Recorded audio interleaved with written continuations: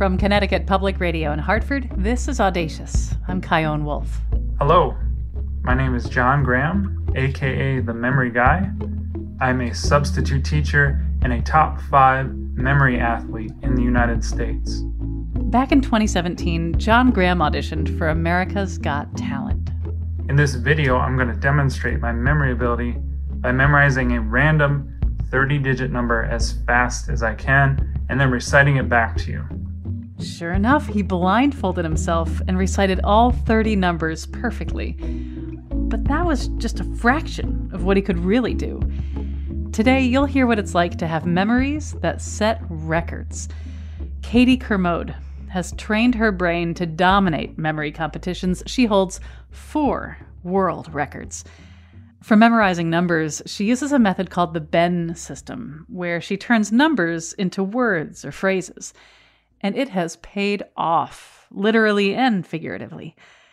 But let's get back to John Graham. He's won the U.S. Memory Championship at MIT 3 times. He's also coached people on how to improve their memory, from medical students learning anatomy to actors trying to memorize their lines. So how in the world did John start pushing the limits of his memory? I was 27 years old, working a job I didn't like. And I came across this article of a guy who wrote a book called Moonwalking with Einstein. And the subtitle was The Art and Science of Remembering Everything. And it was as if my soul drew me in. And I bought the book and went on a journey. It was just about ordinary people who learn techniques that are simple and creative that anyone can use to remember almost infinite amounts of information. And I was just intrigued. So yeah, before then I was good in school, but I didn't have these superpowers that I do now that I learned from. And they feel like superpowers, yeah? They do. They feel normal now. But when I think about it, the fact that I can memorize a deck of cards in 21 seconds is insane. You know, I was training for my recent championship and I was doing only 25 seconds and I felt slow. Can you imagine? And I had to step back and I told my wife that. That's insane that I had that thought, right? Yeah, that's how far down the rabbit hole you are. Yeah.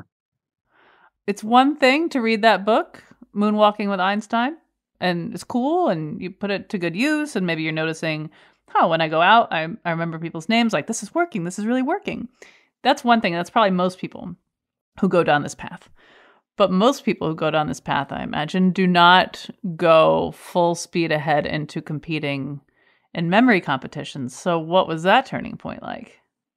You're right. I kind of have a level of insanity to me on some of the stuff I do.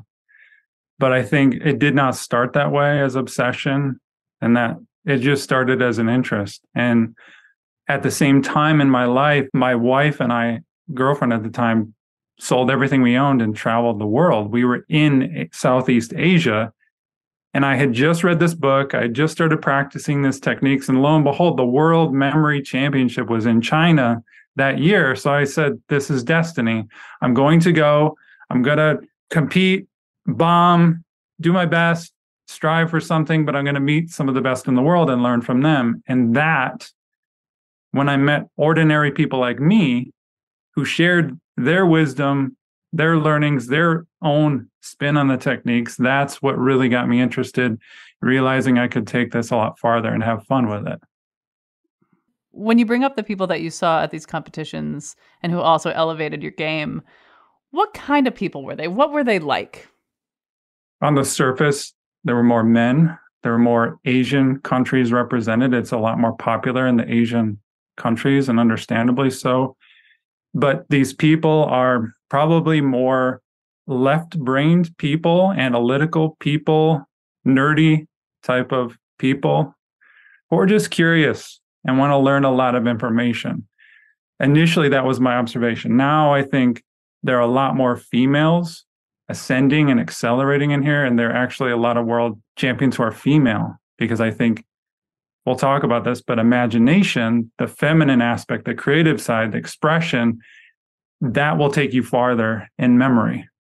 And so I think females not all females, we all have masculine, feminine aspects, but my feminine aspect is really my imagination has soared, and that's what's helped me the most. So that's what's I think I find most interesting is this is not just left-brained rote memorization. No, this is very, very channeled and creative, which is not what a lot of people expect. I think for some people hearing that, they may be surprised, like, wait, imagination, what are you talking about? So how is imagination used when you're trying to memorize a lot of information?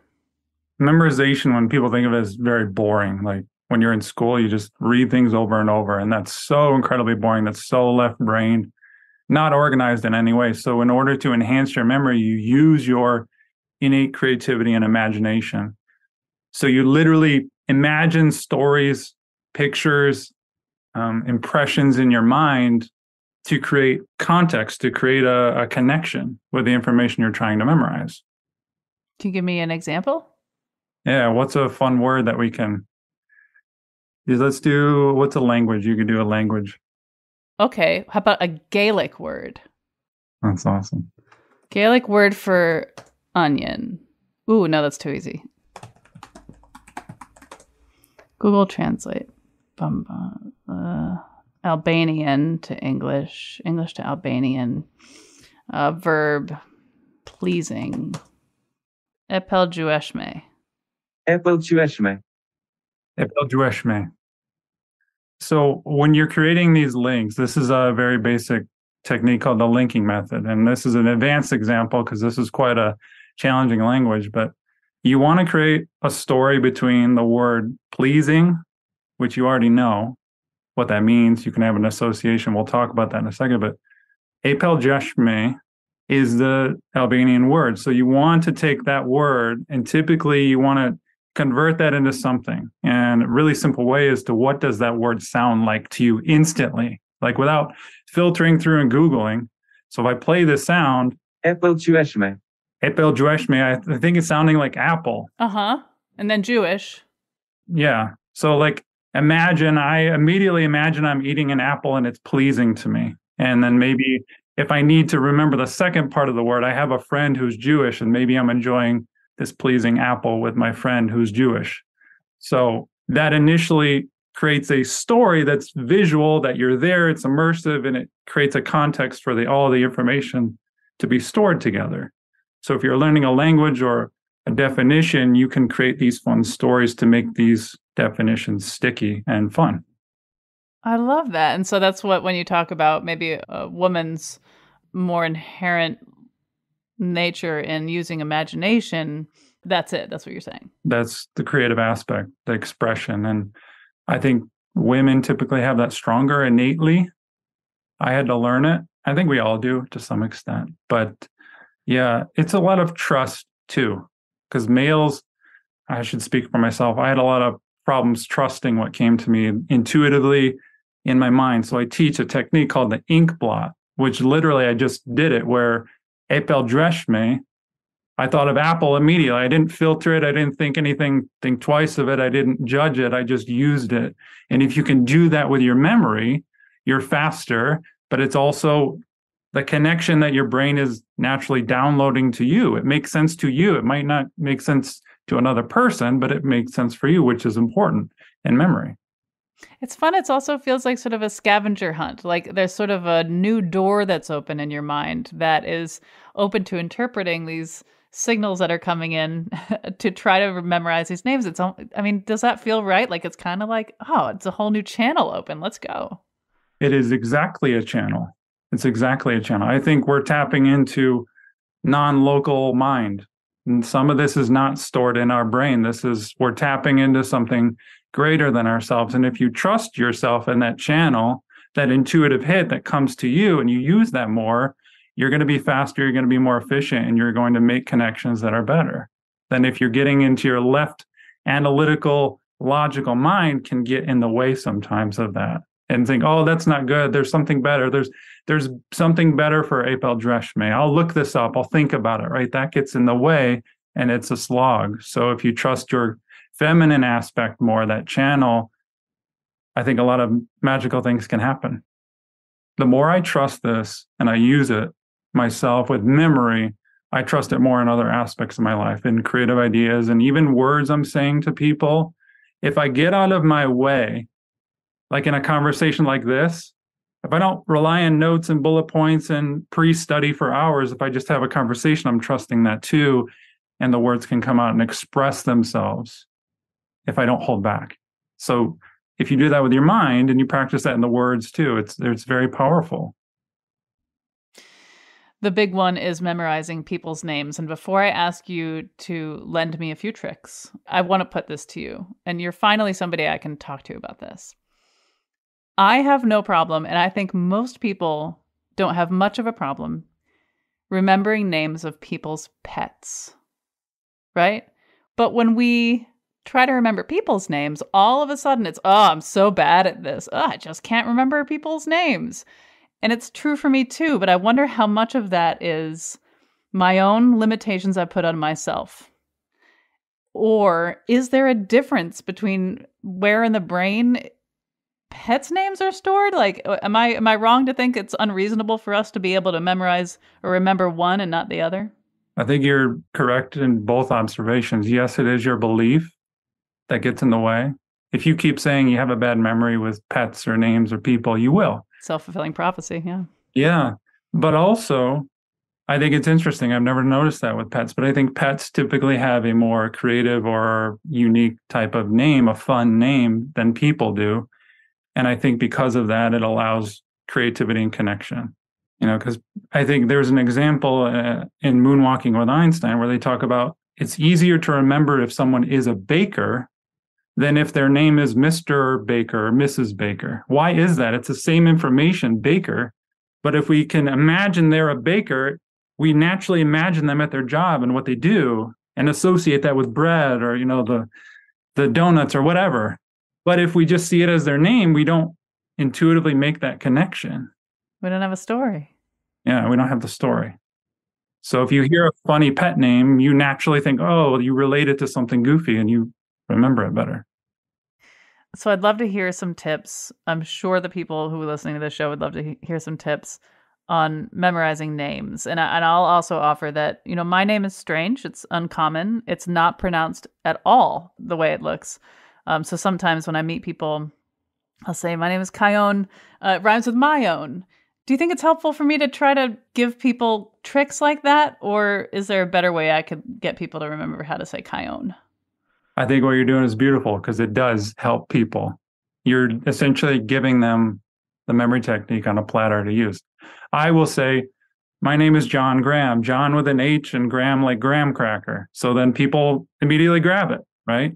So Kion is the same thing. If you give people a mnemonic, an image, they're going to be way more likely to remember it than if you just said your name. So I think rhyming is one of the techniques I use. Kion, my own. No fly zone.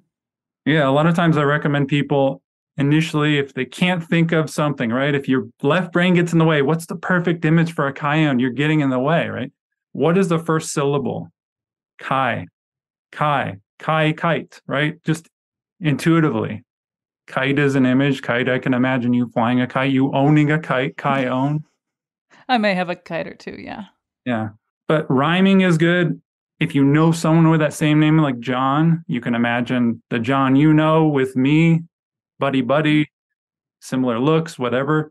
Even the juxtaposition. Maybe if the John has a bunch of hair and I don't, you can still link that, the juxtaposition of that. So whatever comes to you, whether it's a similar sound, a person that take that image or that intuitive hit, that feeling, whatever you get, and associate that with the person. Maybe something, a feature on their face or a vibe that they put off.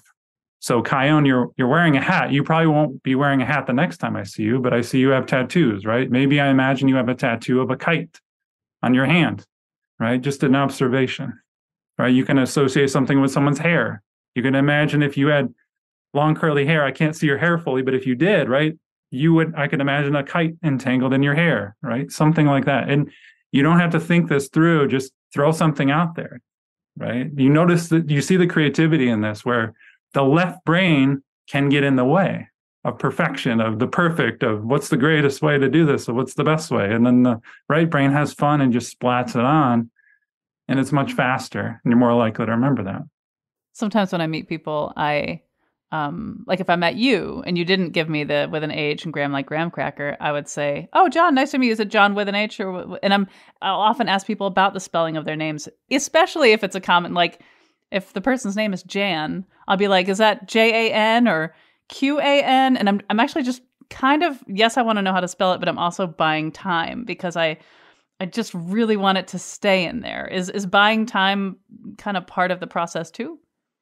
Well, I love what you're doing because you're doing a lot of things. You're buying time, you're repeating it, you're verbalizing it back. Repetition is very key here, but you're also showing interest and you're developing rapport, which the point of remembering names is to develop that rapport. And people want you to care about what their name is and what it sounds like because it's the most important sound to them. So I love, you're naturally a grandmaster at this, Guyon. Like you're very good at this. Thank you, John. Now you are a grandmaster. What does that mean for real? I reached a score of 5,000 points in a world championship, which that was the criteria at the time. There's only a couple hundred grandmasters or above in the world right now, so it's a pretty prestigious honor.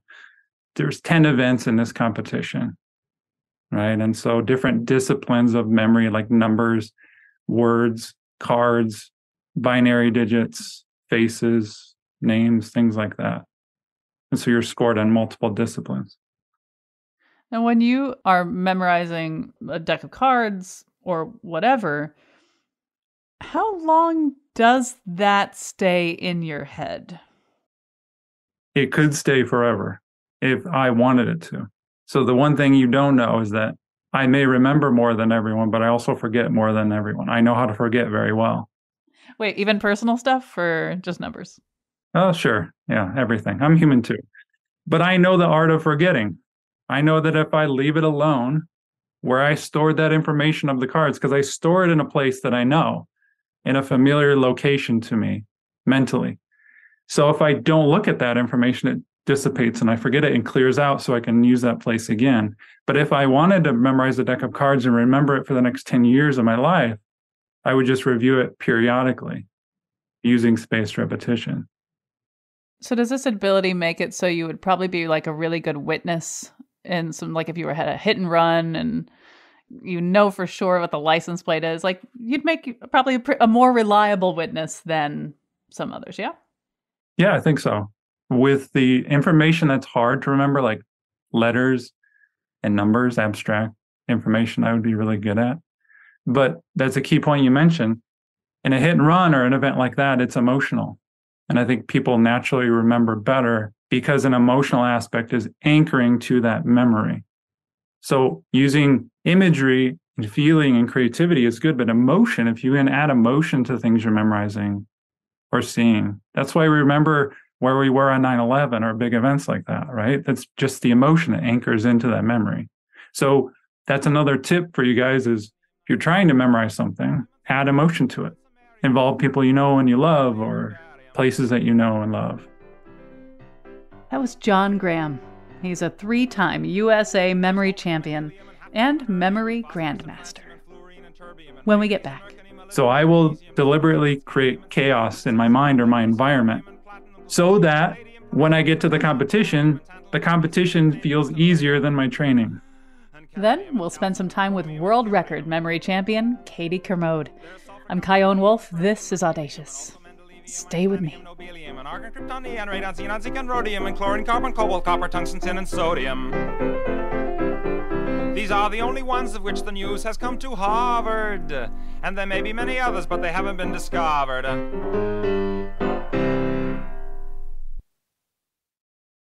This is Audacious. I'm Guyon Wolf. Imagine that you've just walked into the grocery store and you realize that you left your list on the kitchen counter. What do you do? Well, if you were a memory athlete like John Graham, it wouldn't have been a problem. You would have already used your special skills to memorize that list, grab a cart, and fill it with exactly what you needed. Since 2014, John has been training his mind to remember large amounts of information. Everything from numbers and names to faces and even multiple decks of playing cards at once. He got so good at it that he was named an International Grandmaster of Memory, and he's won the USA Memory Championship 3 times. And so it's not at all surprising that he appeared on the very first episode of the Fox game show, Superhuman. On the show, 20 people lightly jogged by him on stage, wearing their names and a sequence of 5 numbers on different colored bibs. He studied them intently. Then he turned around so he couldn't see him, and the host, Cal Penn, chose runners at random. John had to then recite their name, the color of their bib, and that 5-digit number they wore. All right, John, you've got 1 more to go. Please give me the name, color, and number for the 20th runner. It's Kelly, blue, 8, 4, 6, 4, 3. And that's just one example of what John can do. When he enters an international memory competition, the pressure goes way up. So what are those challenges, and how does he train? The U.S. Championship, for example, it's an elimination event. Most competitions around the world are, you sit at a desk, you do the event, you get points per how well you do, and then you accumulate those. And then best overall wins. The U.S. is different, where we all go on stage, we memorize one event, and we take turns, and people are eliminated as they make mistakes, and then they go on to the next event. So there's a different type of pressure. So I train for the first event is words to remember. We get 15 minutes to remember a list of random words. We get 300 words backstage, and we memorize this in order. And then we go out on stage, and we have to say them. You say the next word, and I say the next word, pass the microphone until people are out. And so I train for the technique of the words. Like I use a place I know well to visualize the words, and we can talk about that. But I also train for the chaos aspect, the psychological, mental. So I will deliberately create chaos in my mind or my environment. I'll get my heart rate up. I'll do push-ups out of breath. And I'll jump up on my desk and do the memorization to simulate the psychological, mental heartbeat aspect. Or I'll play a podcast really loud in my earphones as I'm memorizing to create, so that when I get to the competition feels easier than my training. Will you talk about the technique called the memory palace? Yeah, you use a place that you know well, like your home or your office. Mentally imagine you're there, and you give me 2 random words. Lemonade, basketball. Cool. So these are very visual words. Lemonade and basketball. I would imagine I'm at my house. The very first location of my house is the front door. So let's start in the first place. That's literally where that phrase comes from. In the first place, in the second place. This is a memory. In the first place, at my front door, I will imagine I'm holding lemonade, dumping it on a basketball, and maybe some lemonade splatters on the front door. So I create that, and I add that to the first location in a story. And then I go in the door, and in my closet is the second location. So then the next 2 words can be imagined there and anchored there. And so to remember it, I simply go back to the first place of the journey and imagine walking through and seeing those images again. And I believe dreams, out-of-body experiences, and even imagination, when I use a memory palace, I'm accessing a realm of imagination. This is a real realm, a non-physical realm, playing in the same type of realm like a dream would be in, right? You can't see it in your physical reality, but there's a level of consciousness there. And I believe that's the realm I'm playing in when I'm memorizing. I'm not memorizing and putting things in my brain. My brain is the antenna to pick up on and remember those non-local things that I've stored in my mind. I just had a flash in my mind that you, like, after you die, you get to like tour all of the memory palaces you ever made. Like, oh, it really is. There's the lemonade and there's the basketball. Oh, I think you're right. I think we get that opportunity for sure. what was it like when you won your first memory championship? This is not the answer you're going to expect, but it felt normal. I say that because and I recommend this to everyone, is to emotionalize your dreams, to see them in your mind and feel the emotion of having achieved that already over and over and over. So before I won, of course, I was training hard and doing the action steps needed, but at night, I would play a song in my ear, a pump up song, and I would imagine that day, that perfect day of the competition, like succeeding in each event, the emotions, and then finally winning and holding the trophy and tears coming down my eyes. So the truth is, when I actually won at MIT, I looked around for a second and I had to literally pinch myself. Is this the actual time I won? Is this it? Because it felt like all the other times. Or am I visualizing this? Yeah, that's literally what happened. But I was very excited. This is going to be a fantastic episode of Audacious. I know it is. By the way, the trophy for the memory championships is a seahorse. What? The seahorse is the shape of the hippocampus in the brain. Okay. So when you and your wife have a disagreement, maybe a fight, is she like, oh man, I'm not going to be able to get away with saying I didn't say that thing? My wife knows the truth that I'm human, that I forget things all the time. But everyone else thinks I remember everything. So she's frustrated in the fact that I look immortal, but I'm not. When you're at a party and you meet people and they don't know this about you, do you bring it up? All the time. Because when I say I'm a U.S. memory champion, a 3-time U.S. memory champion, people's jaws drop, and all the time they have that same pause. They go, what do you mean? Right? So it always starts an interesting conversation. And then immediately people will confess their secrets. Oh, I've got a bad memory in names or numbers or whatever. And I have to correct them.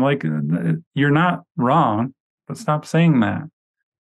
Tell yourself you have a good memory, that you have this ability. It's just a choice and just a belief behind it.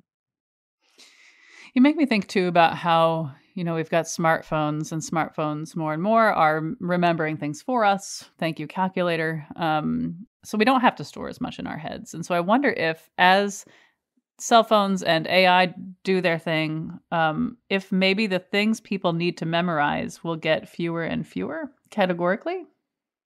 I hope so. And I'm very unique in this. I'm not a proponent of people shoving facts in their mind and storing it. The ability is there. I've demonstrated I can do it. I know I can, but it's almost pointless these days with the access to the internet. So what I think memory is better for is personal information, names and faces, facts about people, understanding concepts. But I generally do not recommend people shove facts or memorize the Bible or, things like that. There's nothing wrong with that. But I think Einstein had a quote too, saying that memorizing is kind of pointless, because why would you store it in there if you can pull out a book or your phone? He didn't have phones back then, but you understand the point. If you're a student, that's different. But people ask me all the time, what are you memorizing? What books are you memorizing? I'm not. I'm using it very selectively for the things that are important to me. I think about, glasses that people might wear, where if I met you, it would show me your name, especially as soon as you said it, and any other information. And there being fewer and fewer things that I need to devote to memory. And I feel like if that accelerates, then eventually it may be more challenging for me to find an incentive to be creative with my mind, because all the answers just keep rushing to me. That's a scary thought. Yeah. I don't think there will come a day with that. I think AI will serve a purpose for things that can help, but I think humans will always be needed for creativity, for art, for spiritual advice, for mental advice, for emotional advice, because a computer can't help you with that. Computer can't give you a hug. Well, they'll probably invent that too, but we'll shift more into creativity, I think, and it will be needed more as we go through the AI phase. Your method of learning things and memorizing things using your imagination is not something that is taught in most schools, or at least the schools I've ever been in. And I think, oh God, if I'd only known about this when I was in school. And I did very poorly in school. I almost didn't graduate high school. I dropped out of college. It just, my brain didn't like that sort of learning environment. And I wonder if this technique were available to me, I would have done better. And so if you think about if this technique were taught in schools as early as what, kindergarten? How do you think the world would be different? Yeah, you're exactly right. I mean, it would change the world. It would help because it would allow people to be creative and have fun with learning too. It would empower people instead of telling them to do the old way of rote memorization of reviewing it over and over until your brain goes numb. Well, John Graham, this conversation has been very apeljueshme. Thank you so much for talking with me. That was awesome. You nailed it. I love your energy and your curiosity. Like, you are a wonderful human of the spirit. Thank you, Kion. We'll have a link to John's work at ctpublic.org/audacious. After the break, hear about how Katie Kermode somehow handles the high-intensity, extremely stressful, excruciating experience of dominating international memory competitions. It's very mindful. It's very, creative and meditative. It's just a very relaxing thing. Huh. This is Audacious. Stay tuned.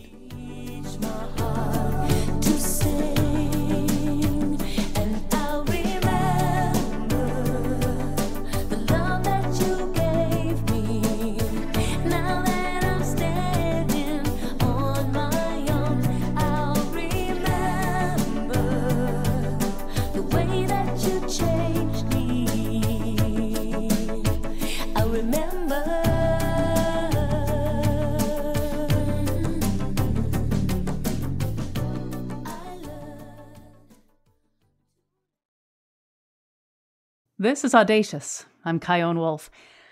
Okay, let's see if I can recite from memory how many world records Katie Kermode currently holds. Like John Graham, she's also a memory athlete. Okay, get ready for some numbers. She holds the world record for memorizing the most names in 5 minutes. That's 105. Memorizing the most names in 15 minutes. That's 224.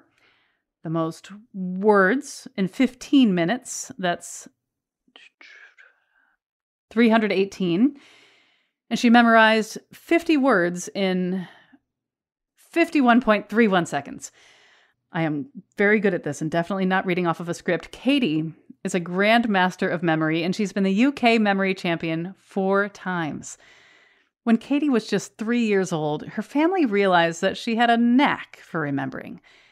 Katie had this collection of football stickers, and that's European football, which had the names of players and their teams on them. And when her family would quiz her about who plays for what team, she nailed it every time at 3 years old. Katie said she became known for memorizing stuff, but how did she go from being really good at memorizing trading cards to dominating international memory competitions? It really started back in the 80s, in the late 80s, when I was sitting at school and my teacher started telling us this really strange story. And after a while, I realized what she was doing was trying to help us remember the order of the planets in the solar system. So she converted like Venus to the goddess Venus, and Mars would be a Mars bar. And then she'd weave them into a story. And it was one of those memorable stories where each action would lead on to the next one. So the idea was at the end, we could all recite the order of the planets. I just thought, oh, this has amazing possibilities. I knew that I could remember stuff quite well, but thought that there's so much more I can remember using a technique like this. So it was years later, I came across by chance some books on memory techniques by Tony Buzan, who founded Memory Sports back in 1991. So in these books, not only did I discover the planet story that my teacher told me, so she'd obviously read the same book, but also found out about the World Memory Championships. And, I just thought immediately, this is something I'd love to do. It sounds really, really fun and sounds like the perfect thing for me. So yeah, a few years later, I actually plucked up the courage to go to a competition, and the rest is history. What happens at a memory competition, or at least the ones that you've dominated? The traditional kind of memory competition is a bit like an exam because you have 10 different disciplines, and you come into a room and you sit down and memorize say words for 15 minutes, and you've got a paper with the words on. And then you get another amount of time, like 40 minutes, to recall everything that you've memorized. Nowadays, those competitions are done on computer, which is fantastic. So that's one sort of competitions that we have. And we memorize things like numbers, cards, images, names and faces, all sorts of things. And the other sort of competition, that's all done on computer, and it always has been. It's like head-to-head battles with other people. So you can, like, you're playing against someone on the other side of the world in cards, and you both memorize a deck of cards on the screen, and people can watch and they can see you sort of moving through the deck of cards, and they can see you stop the clock, and you have to try and beat your opponent on the time and the score, and just try and do it as fast as possible. And those are really fun. So yeah, there's different kinds of competitions. But yeah, we're always memorizing things like numbers and cards and that kind of thing. Now, I understand that the method of using your imagination to tell a story and sort of put an object in a different maybe location in a house is often called a memory palace technique. Yeah. Is that the technique you're always using no matter what you're trying to memorize, or are there different techniques depending on what you're trying to memorize? Yeah, I would say the vast majority of memory athletes are using that technique in the vast majority of disciplines that we do. Some exceptions would be I don't use any technique for memorizing words. For names. I do use one for words, but not for names. That's all a natural thing for me. But yeah, most people will use a memory palace or a journey or whatever you like to call it, method of loci. There's so many different words for it, but it's all the same thing. Most people will use that. And in real life too, it's something that works for almost anything, any sequence that you want to remember. Like a method of loci is really good. You said you don't have any method for remembering names. You're just good at it? Yeah, that's right. Like my first competition, I got a world record in names. I memorized 84 in 5 minutes. And I'd only sort of tried it once before at home. So yeah, it's just something natural. And it's hard to explain that there is no technique that I use. Other people have things like you think of something that it sounds like, maybe something it rhymes with. And you try to make some association. Maybe you know somebody with that name, or there's somebody famous with that name. So there are techniques you can use, definitely. But for me, it's just something I try not to think about too much. Otherwise, I don't do very well if I think about it. You've also talked about how in some ways this can be relaxing to try to memorize stuff. For example, you fell asleep during the numbers event at the World Memory Championship in Vienna. Just talk me through that. What happened? It is very relaxing. I mean, it's not just sitting looking at numbers. That's what sometimes people don't quite get. It's creative. It's like I'm going through places that I've been, places that I like. I'm turning the numbers into objects or people. It's very mindful. It's very, creative and meditative. It's making a story, but it's not like a big action story for me. It's just a very kind of relaxing thing. Huh. You make me think about how in so many ways, by going to these memory palaces or creating these memory palaces or going through this is really an exercise of presence and intention. And also, like, committing something to memory is sort of a devotion to self in a really interesting way. You're not just getting anxious and worrying about stuff that might not happen or ruminating about stuff in the past. It's kind of a beautiful presence. Yeah. Yeah, I think you've really nailed it there. It's very, it focuses your mind, and it's just an escape as well from everyday life. It's just, you're creating this story and you have to be in the moment. You can't think too much about it. You have to just keep moving, and then you might go over it again to sort of cement the story in your head. But yeah, it's very focusing. It's good. Do you ever use it in sort of a dealing with hard stuff way? Let's say something really difficult happens in your life and you just feel completely overwhelmed by it, and you're like, let me just memorize something. I can't deal with this right now. Yeah, probably. Probably. It's definitely something that takes your mind off everyday things. Yeah, for sure.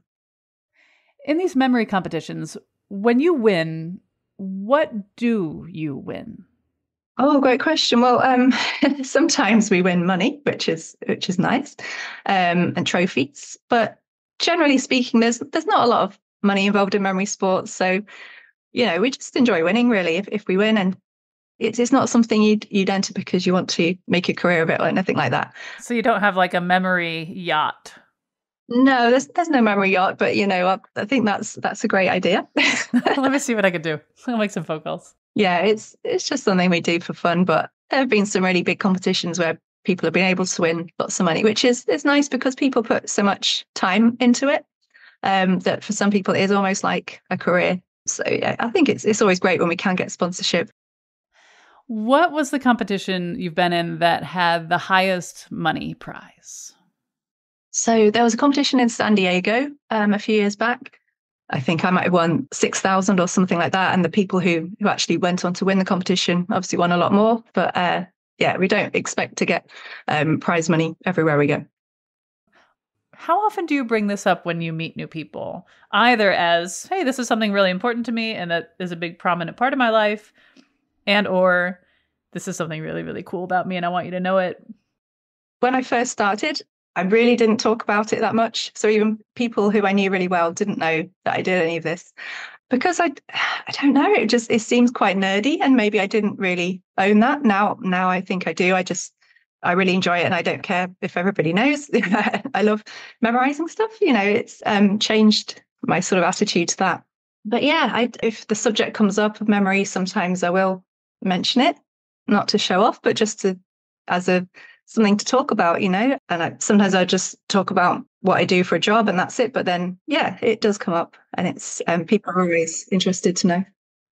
Do people ever challenge you? Like, oh yeah, well, memorize, and then they maybe take out their license and have you memorize their ID number, which would be hilariously cute for you because you could do that in your sleep.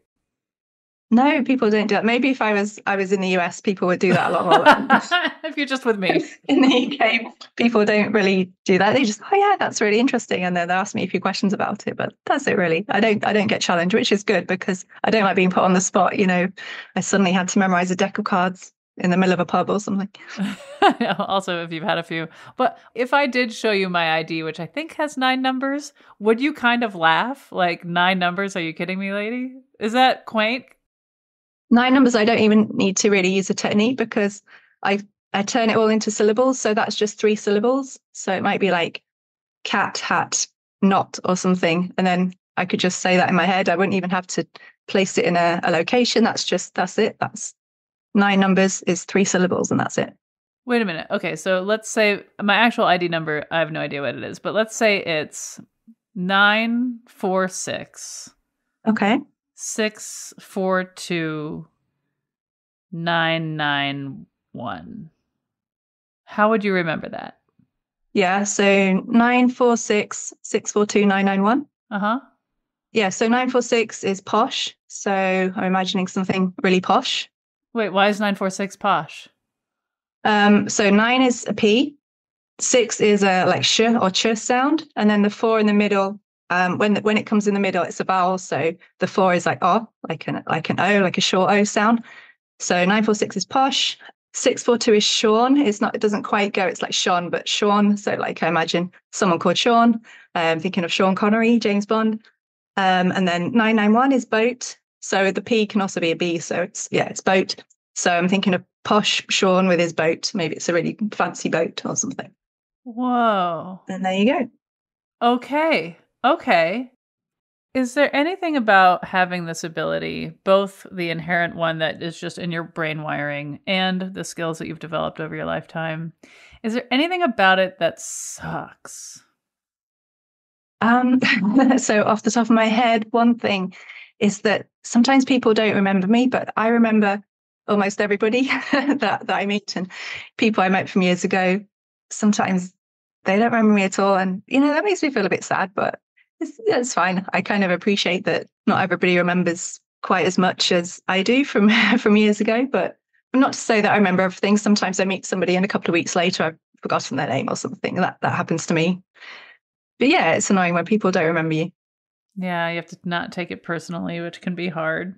There have been also, with remembering names, I'm a pretty social person and I'm very involved in my community. And I have this rule that I break sometimes where my rule is never say nice to meet you.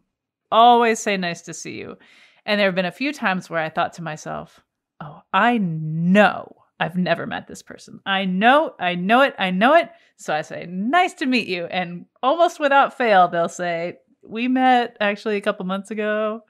So I keep learning that lesson the hard way. Oh, no. Yeah, that's a great tip, actually. Yeah, I'll remember that because I'm sure I've done that before.